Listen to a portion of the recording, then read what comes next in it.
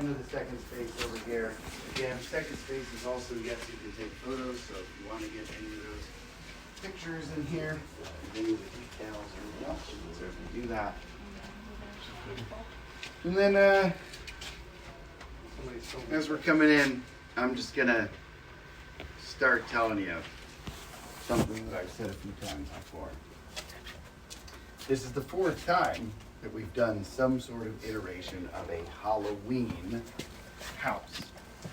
So John Carpenter, Halloween, 1978.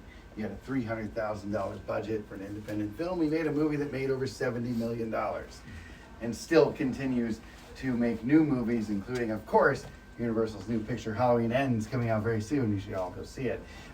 But we use this property quite a bit since we first started. The first time we used it was in Halloween Horror Nights 24 or 2014, because those numbers used to line up and make my brain real easy to figure that out. They don't anymore. But the first time we did it was HHN 24. We've also done Halloween 2. We've also done Halloween 4. And now we're back to the original. What we don't like to do at Halloween Horror Nights, though, is repeat houses. It's a very rare occasion for us to repeat something we've already done. And when we do, we try to find a way to make it very different than what we did the first time. So how are we going to make it different? So at Halloween Horror Nights 24, we did Halloween. It was back in our tent behind Men in Black. Kind of this year we're over where Bugs Eaten Alive and Descendants of Destruction are. And so the first thing you did when you were walking through the queue there is you saw the Myers house. We built it outside. And you would walk up and you would see it. And then you'd go around and go into the tent. And then you would be experiencing the movie Halloween. And what we did was we kind of took like the best of. You could almost call it like the fever dream version of the movie, where you expect to see this kill and you expect to see this scene. And so we did that. And we put those in there. And you had a lot of Michael Myers in the house. And that's kind of how we presented it the first time. And it worked really well. So coming back to the same property now, the challenge to our design team was, well, how do we do that differently? And so what they decided to do here was, instead of doing it fever dream style, let's do it as if we're actually following the flow of the movie, beginning to end, first scene to last scene. And let's present it as if we're walking through the film, meaning the scenes are taking place around us and we're interrupting them. And so we'll talk about how some of our Michaels have directions this year to make sure they do the famous scene or thing before they come at the guests. So it almost feels like you're standing right there with him while that's playing out. So to start at the beginning of the film, we start with Michael as a young man on Halloween night. He's got his clown outfit on, and he's coming to see his sister Judith. She over here. She was out all night. Something. She's having a good time right now. But there she is. Yeah, she dead. So Michael gets a kitchen knife, and in his clown outfit, he kills his sister. And so we see her body there. And our very first scare of the house is going to come in the form of younger Michael in the clown outfit coming out from right over there. And he's going to put the knife up in your face as you go by. So that's going to be our first scene, and it's going to give you that introduction just like the movie does. And then we're going to talk about how we move on from that point. Just a moment, because I need to pause and say there is a thing in this room, though, that I have to point out, because that's what we're here for, is to look at the little details and see the things they put in here. So over on the mirror, where Judith might get ready, over there, she's got a little photo down there of a woman. It's not her. It's not her mom. It's not her idol. That's actually Deborah Hill. Right. And some of you already know, you can't actually say John Carpenter's Halloween without saying Deborah Hill. She's just as responsible for the entire franchise as John Carpenter is. Her name appears directly next to his in the credits. as credit for everything, producing, writing, creating all parts of the film. And so we got a little shout out to Deborah Hill there as well, because when you go around the corner, you're just going to see John Carpenter's Halloween. So we want to make sure she also gets her credit. So we got her in the first scene here. Deborah Hill would go on to have a very successful career in Hollywood, producing and creating lots of other films. I went through her IMDb and picked just one, so I could tell you another movie she worked on. I picked Clue, because I love Clue. And Deborah Hill is a producer of that movie. So she had a very successful career in Hollywood for a very long time. She has passed away, but we do have that shout out to Deborah Hill before you leave this first room. Now, in the film, immediately after this scene, it goes to black. You hear the music, you see the title card, the movie starts. And so our team thought, is it possible to actually just make that happen in real life? And so here's what we tried to do. We made it fade to black. You go out there and it goes completely dark. You turn the corner and it's a completely dark hallway. You hear the music, and above you they project the opening credit of the movie, John Carpenter's Halloween. And it's like you're walking through that darkness with that over your head to actually start the movie. Now there is one difference though. Here at Halloween Horror Nights, that's not fun. So you'll see it very easily today with the work lights on in here, where there's lighting where there shouldn't be. There's a room built on the side of that black hallway where your first Michael Myers is going to be. He is separated from you behind a wall, but he's definitely there, and you can see him as soon as you come in. So we get that first Michael scare when we go into that room. All right, so you can take photos of any of this you want. If you're one of those folks that wants to get photos of rooms without other people in it, that's cool. Hang out in the back for a minute, get it, come catch up. For some strange reason that I don't understand, they've said, please don't take photos of the completely black plywood walls in the next scene. So please don't do that. But as soon as we get out of that tunnel and go into the next actual scene, we'll go back to, yes, you can take photos. And do note that even though it's a lights on tour, that room is a full and complete room that's been built. So there's no light getting into it right now. It's going to be dark. If you want to use a flashlight to get through it, whether on your phone or you brought one, please do that to help you get through if you'd like to. But when you're ready, come on through. We'll walk into the opening credits. John Carpenter. Freddie, did you get to take in everything you wanted to take in over there? I did.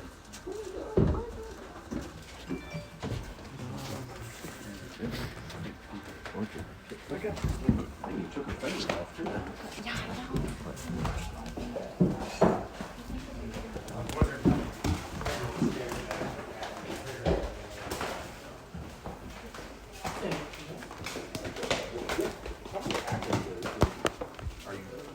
How many actors do I employ to do this for this?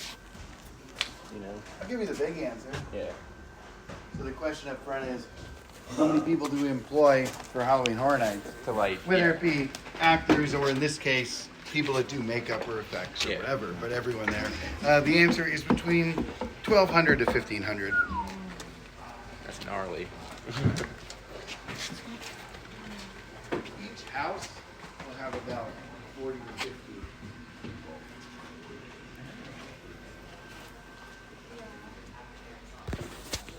And so again, once you come back out here to this scene, you can take photos in here.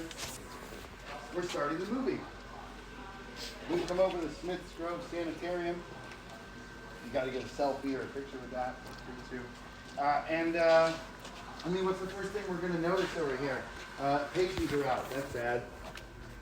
There's 3 of them over here right now. So this is when you design a haunted house and you're just putting it into words first and you're making a treatment. You have to describe the kind of scares you want to do in a way that a designer will understand.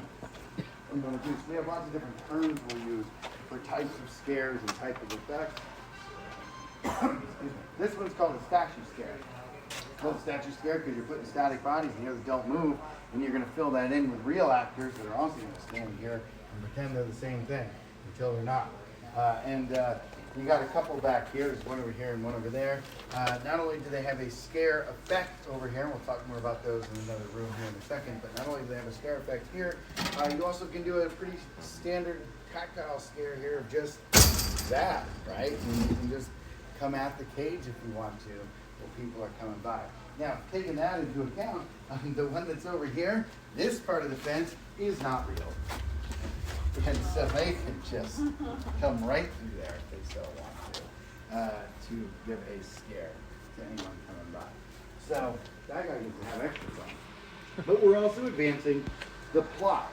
We want you, again, to feel like you're in the film as it's happening. And so around the corner behind the Smiths Grove Sanitarium sign is where you'll actually have the first appearance of Dr. Loomis. We have an actor playing Loomis, and he'll come out over there, and you'll hear him say, "He's gone, the evil is gone." Advances the story that Michael has gotten out, he has escaped, and that he must be out there somewhere. And so you'll have all that play as you go through the scene. Now, our decor team knows that we do this tour, and they know that people love to come to the tour, and sometimes they like to give us little bullet point notes. They like to say, "Hey, this is a cool thing we did that you should share with your guests." So, cool thing they did that I should share with my guests is that they found the actual proper make and model of Dr. Loomis's car and just parked it right there, so you really feel like you're walking by the scene. Now, they did end up finding this one from some sort of junkyard. It wasn't in the best condition, so instead of paying to get it all fixed up and just sit here in a haunted house, they just vinyl wrapped it, so you couldn't see the condition of it. But it is the correct make and model from the film, so that is accurate to the screen when you see it. All right. Again, photos here. This little hallway where it goes into a little side of a house and like there's a bush and whatever, they're gonna say, please don't take photos of that one thing. So, okay, cool. I'm gonna let you know that. What I am gonna do is I'm gonna sneak out over here and I'm gonna sneak up over there because I wanna get there ahead of y'all. So hang on just a second, look around the room. I'll let you know as soon as I'm up there. Did you know there's a clear panel there? Not until, what, 2 minutes ago. That's how they see you coming.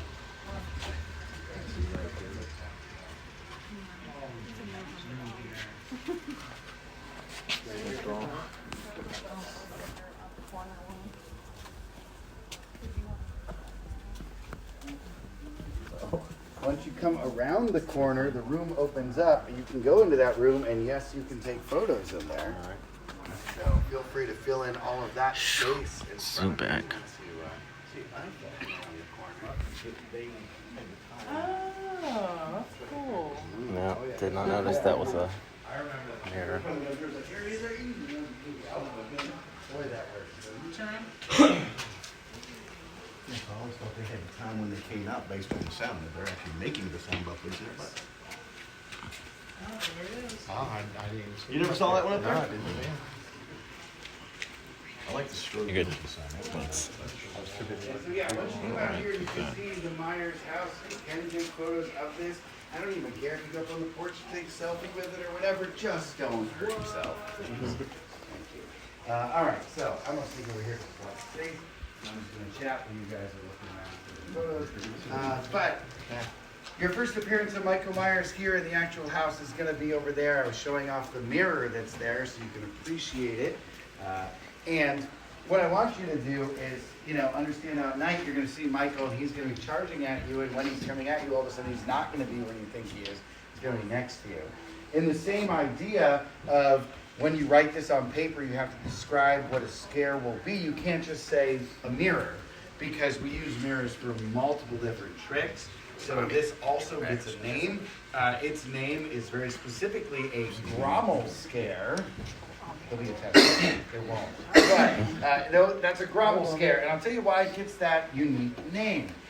So in 2002, the Travel Channel actually did a whole documentary TV special on the creation of Halloween Horror Nights. It's called The Art of the Scare. It's been uploaded to YouTube. You could watch it there if you so wanted. And it talks all about lots of fun things, like how for Halloween Horror Nights we have to start construction of our houses in August, so the event opens in October, which is really funny because Descendants of Destruction was our first build this year, and they started building it in March.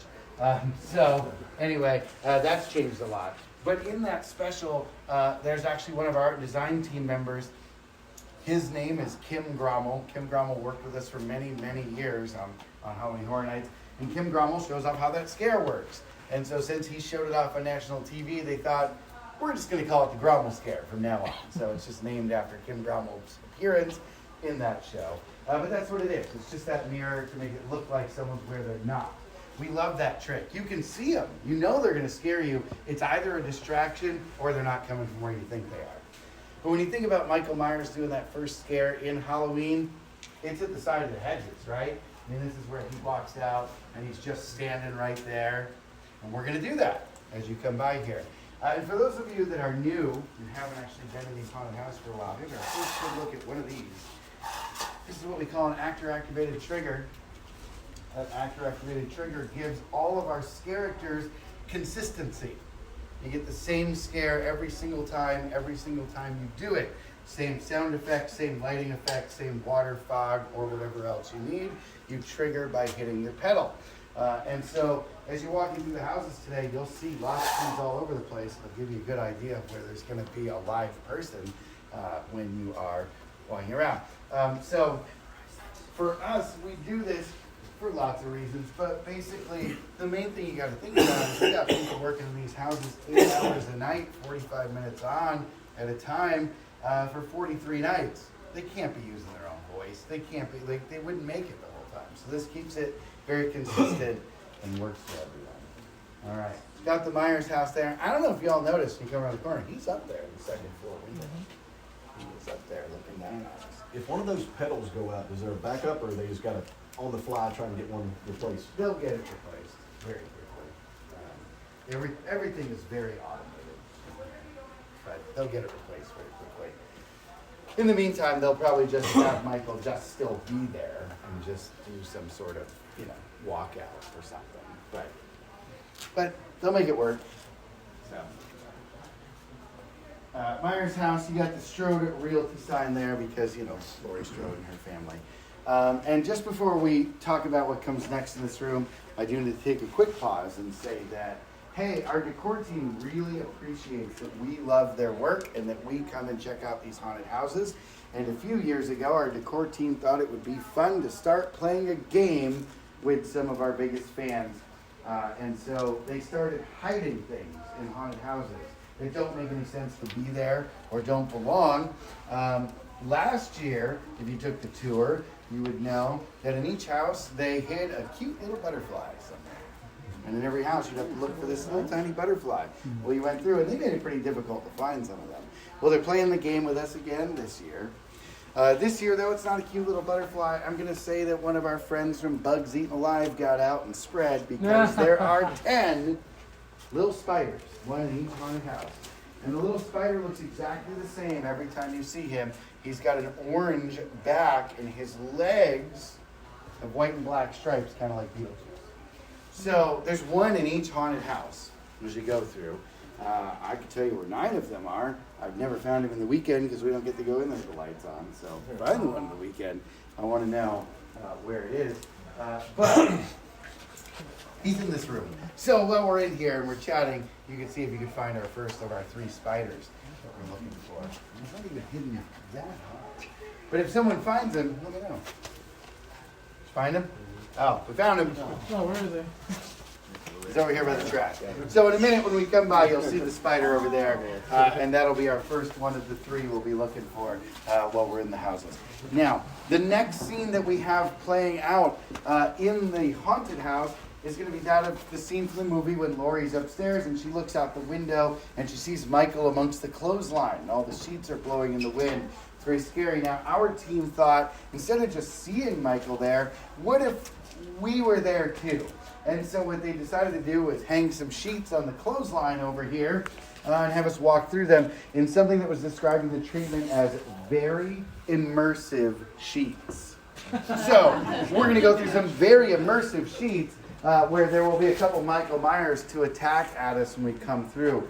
Once we do go through there and into the house, the first scene inside the house, they're going to ask us not to take photos of, but that'll change again very quickly. So just, you're good out here. Once you come inside the first scene, please do not. But you can follow me through some very immersive sheets. It's an amazing experience. Right now. There it is.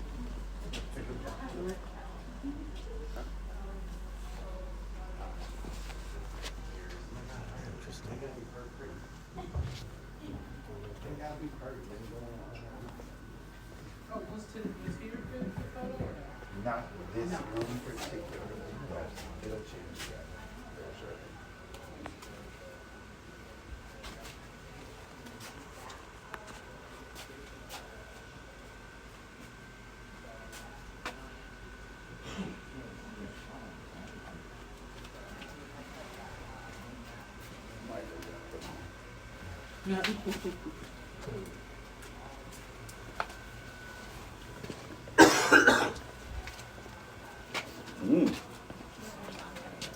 even looks like. Just enough room for us to squeeze in here for a minute. We won't spend too long in here because it's not that large of a scene. But where we're coming into here is inside the house where Michael starts his killing spree on the teenagers. And so I assume this is a please don't take photos room because they actually made that guy look like the likeness of the actor and we don't have the rights to anyway, whatever. But here we come into the kitchen and this is where Michael kills Bob. And so in the movie, of course, he takes the kitchen knife and he pins Bob up against the wall. He picks him up and he stabs that knife through him right there. So again, the way that the house is designed this year is we want it to feel like you are actually in the movie and you are interrupting what's happening. So the Michael Myers that's here, the actor, his instruction has been to actually come out, hold the knife, stare at him, do the head tilt, come back, then realize you're here and come at you. So that you're seeing that scene actually play out as it happens in front of you. So that's why not everyone's getting a Michael scare in all these places, because we also want it to feel like you are in the movie when you're going through it. Now our decor team, again, works very hard to make everything as accurate as they can. When we did this house in 2014, they went out of their way to find proper 1970s kitchen appliances, a stove and a refrigerator, and all that to put in the room. We also have a big giant warehouse off-site where we keep all this stuff every year, because once you buy a prop, you can use it over and over again. So they did say that these are the same kitchen appliances they put in the original in 2014, just back here again for this new house. So there's that. All right. I know we just met like 20 minutes ago, but if you want to follow me into the bedroom, you can totally take photos in here. So, are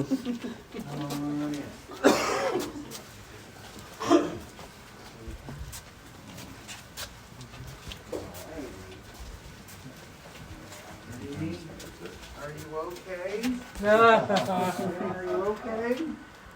Are you okay, Annie? She's not. Very unaware. What? Came in through the window. I want you to know, the first time I came in here, they didn't have these shutters here, and I thought that would work so perfectly, but they didn't. So. It's Annie. She's not okay, but there she is. So, coming into the next room here, what we're going to be playing out again is a scene from the film as if it's taking place around you. In the film, Michael has killed Bob. He put a sheet over his head. He puts on Bob's glasses. He walks upstairs. You would call him Ghost Michael. Ghost Michael's there. He's in the closet. He's hanging out right there. What we'll have, though, at night is a live actress playing Linda's role. She'll be in the front there. You can see her trigger that makes the effect go off. And she will be struggling and being strangled by Michael. She's really not there to do a scare. She's really there for you to see that scene playing out when you walk through. But when we design a room like this, we want you to be on edge. We want you to think, okay, if she's not doing it, then where's it coming from, right? Who's going to get me? And so they build this big space out here. They obviously hung another curtain there, and he's obviously coming from over there. He's not. That's a whole trick. We do that on purpose, just to throw you off, just to get you on your toes, just to get you looking around the room and being on edge the whole time. This room doesn't have another actor in it. It's just the actress playing Linda who's there. But that doesn't mean there's not another scare. Over there at the closet, that closet features your very classic drop door or drop window. It's a big, thick piece of plywood that just falls. And when it falls, it makes a very loud, actual startling noise, which is all we're going for. But when it does fall away and open, Bob's body is back there in the closet, hanging there, similar to how we see it in the film, where it swings out. So you'll see Bob's body back there when that drops away. That is completely automatic. Nobody's doing that. It just does it every few seconds. It's on a loop. And so it drops, and then it resets itself. But because there's no one there to watch it, it does have a lot of safety built in, similar like your garage door at home. If it started to move and someone stuck their arm in there, it's going to stop immediately and not move until that plane is free again, and then it'll reset and go back up. So always working on that safety stuff just as much as anything else. But that drop is amazingly loud when it hits, and it's such a good startle for anyone. When we come out of the bedroom here, we're going to go into a hallway that looks like you could go either way. So we're going to make sure that you know which way you should go right away, because if you were to turn right, Ghost Michael's standing right there. And so he kind of stays in the back of the hall, and if someone comes out and looks, he'll start that Michael approach to them and ultimately get you to go the way we want you to go. But that's how we design all our scares. Our scares are designed in a way we call scaring forward. So for those of you who are new and hanging out for the first time, what we don't want to do is have you come up here and have Michael jump in front of you. You're going to stop, or you're going to go backwards, and that is not good for that 2-hour line out there behind you. So we got to keep it moving. So our intent of designing scares is always to scare you where we want you to go next, so that we can keep you moving forward throughout the house. So Ghost Michael will be out there. It's a real actor, and he'll be sending us forward. When we go into the next hallway, I want you to know that this is going to be the one room where we go into where they do allow photos that Michael is still in right now. He is there, so if you want to get a photo of him or a selfie with him in the background, this is your one opportunity in the house to get it. We go around the corner, so we'll go around that hallway, we'll take a look at it, let everyone get their photos, and then we'll move on. So, come on out here.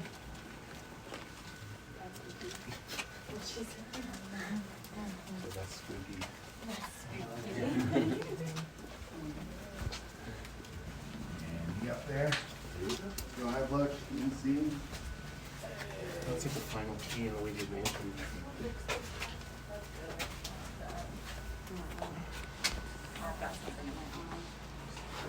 I know.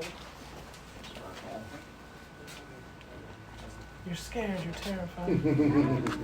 There we go. Here, and then a couple of you can probably tuck down that hallway for a second, just so we're out of the way. Give everyone a little bit of see him, get a photo if you so want. Try that Good. I want a minute.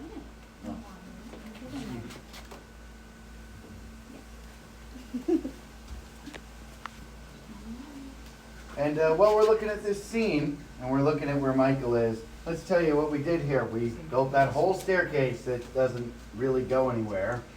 A whole looks like a second floor, a whole hallway there, all so that when you are walking down here, you look up there and you see him.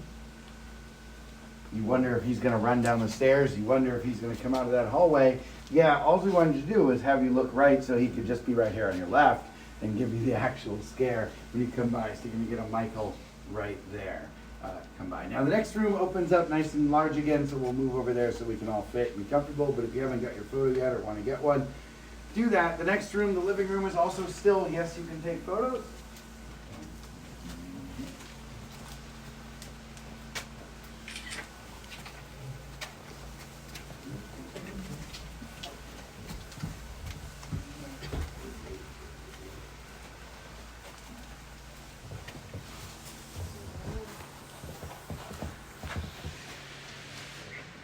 Now, for those of you coming into the living room, if you were really hoping on the tour you were taking today, that you'd be able to get a picture with the black phone.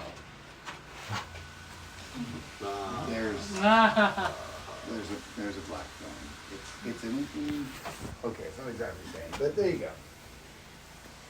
Sorry, that wasn't good. Anyway, all right, so coming into the living room over here, it's going to be the scene now where Lori is in the house. She was babysitting the kids. Michael has shown up. She knows he's there, and she's on edge waiting for him to show up. The actress who plays Lori will be over here. Her trigger is currently off to the side. When she hits it, I'm going to give her the line of dialogue that says, "I told you to get out of here. Get out of here." And she's encouraging you to leave and run, upstairs, because that's what you do when there's someone in your house trying to kill you. So you go upstairs. But that's what they do. Anyway, so she'll be over here when she hangs out. And then Michael is going to show up, and Michael shows up through the open door over there. And how we want that to play out is we want him to kind of come out, see Lori, look at her, then realize all of you are there and go towards you instead. So that's where you're gonna get a good Michael scare when coming in here. So, a couple fun things about the room. One, they found the right TV, but it didn't work, so they gutted it and put a new TV behind there. It just shows static, which is sad because in the movie, if you remember, the kids are watching an old horror movie called A Thing from Another World. That was John Carpenter's favorite horror movie. And the fun story there is after Halloween made $70 million on a $300,000 budget, that's kind of a success. Lots of movie studios really wanted John Carpenter to come work for them and see if he could do that magic again. And ultimately, through all the bidding wars they did, he ended up choosing Universal. And he went to work for Universal, and as soon as he got hired by them, they said, cool, let's start making Halloween 2. And he said, I already made Halloween, I want to make something else. And they're like, cool, let's make Halloween 2. And he's like, okay, well, but I don't really want to. And they're like, cool, Halloween 2 it is. And so he said, all right, look, I'll make you Halloween 2. But can I also, like, do a project? I want to do something else. You still haven't done it this. I'm like, okay, whatever you want. To which, of course, John Carpenter made Halloween 2, and then remade his favorite horror movie, Thing from Another World, into The Thing in 1982, which, of course, turned out to be another fantastic success. So it's cool that that was his favorite movie, and I actually see them watching it in the movie Halloween, and then he would go on to remake it for his. John Carpenter did everything on the movie. See the piano over there reminds me, of course, that the theme song is credited to the Bowling Green Philharmonic Orchestra, which is completely fake. John Carpenter just didn't want to say he also wrote the music. So he just made up a name of an orchestra that played it. But it's just him on the piano, playing in 5/4, by the way, which is not that easy. So anyway, all right, that's a lot about what's going on in here. The next room that we'll go into will not be necessarily large enough for all of us to stand in one place and me to talk to you. So I'm going to tell you a little bit about what you're going to see, and then we'll walk into it so you can appreciate it a little bit. What we're going to see, I know you want to look at it. I'll tell you, actually, let me tell you that. They made sure that the comics and the TV guide were of the proper decade, the proper year even, that the movie came out, so you would see them. Mork and Mindy's on the cover of that. These are actually comic books from the 70s. And during an executive walk where legal has to go through and approve everything, someone probably said, nope, don't have the rights to that. Nope, don't have the rights to that. So you can't tell anymore that they did that. But I appreciate you trying to. All right, the next scene is going to take us upstairs, and that's where Michael and Lori are going to be having the fight in the closet. And when we did this in the 2014 house, you kind of walked by it and it happened next to you. And so we thought, how can we make that better? Well, we put the closets on both sides of the walkway, closed it right in. Michael's on the left, Lori's on the right, and they're going for each other with you in between. And not only did we let them do this, the actor that's got the Michael Myers side of that, which will be on your left, the closet doors are open, and the design team took some steel reinforcing beams and put them on the closet doors and said, you hit these as hard as you want to. They're not coming off. So that Michael can be really rough on those closet doors if he wants to, because they reinforce them to really get that like intensity in his role. That Michael, by the way, in the house, I got to tell you, when you get cast for a house and you're walking through the back at night and it's all dark, they have little signs that tell you where to go. And so each character has their own location. So the problem is in a house like this, you can't write Michael Myers and Michael Myers and Michael Myers. So you have to come up with something else. So here's how they're named. That guy's Closet Michael. This guy's Living Room Michael. That guy is Stairs Michael. The other one's Bedroom Michael. The other one, like, that's it. That's how they named them. So that's how they know they're rolling where they're going. We're going to go up there. We'll see it. Once we leave this room, the last two rooms of this house will be, please don't take photos. So once you leave here, it'll be the last two rooms that we don't. But we'll come on up here. We'll go in through the closet scene. If you want to take a look in that one on the left and see how they've reinforced it, you can do that. There's something really fun up ahead of us.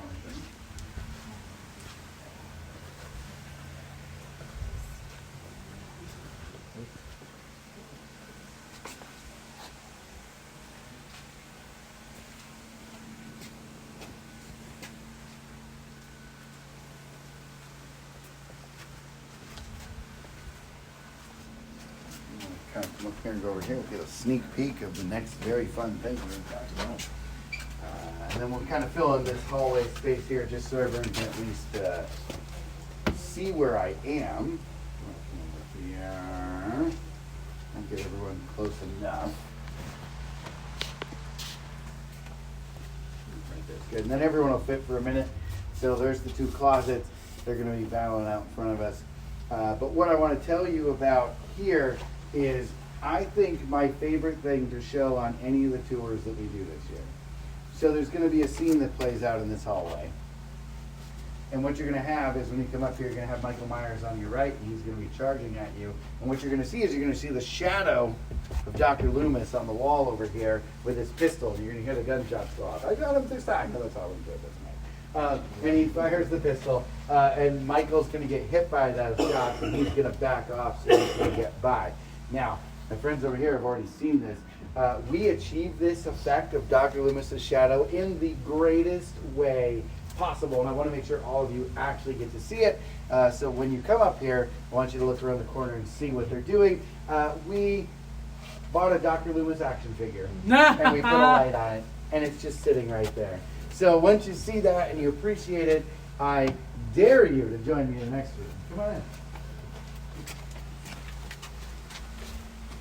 That's pretty great.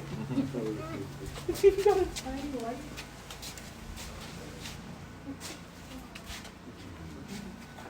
Oh.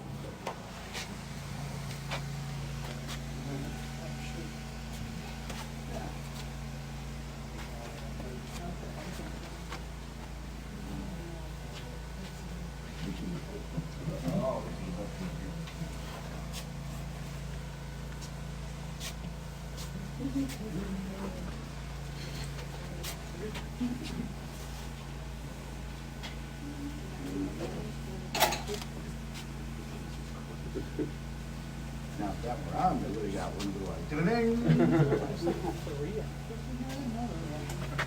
So, yeah, count them. 6 so far. 1, 2, 3 triggers. And it won't be this bright or this easy to see in here at night. It's going to be lit just by this. And there's a lot of them. And there's mirrors.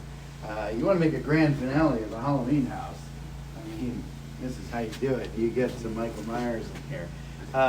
So what is cool about the room, though, is it also gives you a good example, if you haven't seen it, about how they have each member of the cast has their own hidden door. You can see them cut into the mirrors behind their triggers there.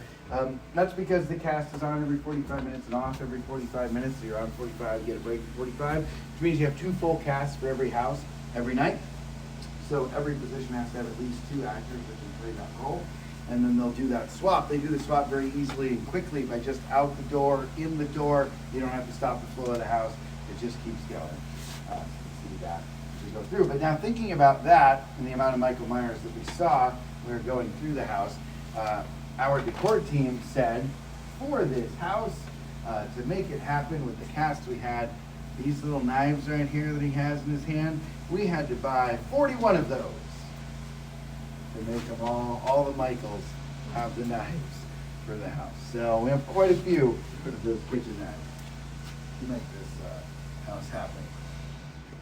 But let's think about Halloween for a minute. The whole time we've been walking through the story of the movie, and this is the only time we've kind of stepped out of it because we want to give you that grand finale. Got to remember Michael when you're leaving the house. At the end of the movie there, Dr. Loomis does have his pistol. He does fire at Michael. Michael does fall outside the window, lands on the ground, and then what happens? He's gone. Yeah, he ain't there. He looks out the window and he's gone. The boogeyman is always with you. Where could he be next? We don't know. So we like that idea. And what we do is we have you walk through here and you have all the Michaels and it's crazy and you try to find your way out and you have the mirrors over there and you get out to safety. It's the black curtains. There's the security guard. The people who work the house. The people that just stand at the exit. And Michael Myers. He's out there with them. You're not actually out until you get that last Michael scare. And I'll actually show you how far out they've designed that they can fit in if he would so desire to go as far.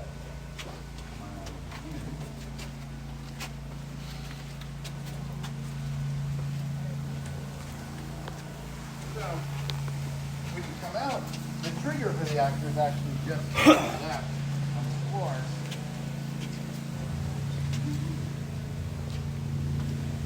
that long run of safety. But if you ever worked anywhere in any sort of entertainment, you know that if you got to get through a curtain, they mark it in some way. Here's the mark. Now Michael could, if he still wanted to, come all the way out to right here and just be waiting just to step out into your space one more time. So we really want you to know the boogeyman is still out there and that he can get you at any time. Right? Cool, so that's Halloween. That was our first one. Still got 2 more to go, and the next one is right next door. I really wish it were this easy to get to see houses at night, but come on over here. Yes, got this one. Alright, so Halloween 3, what do we get in that house? This is what they might be like.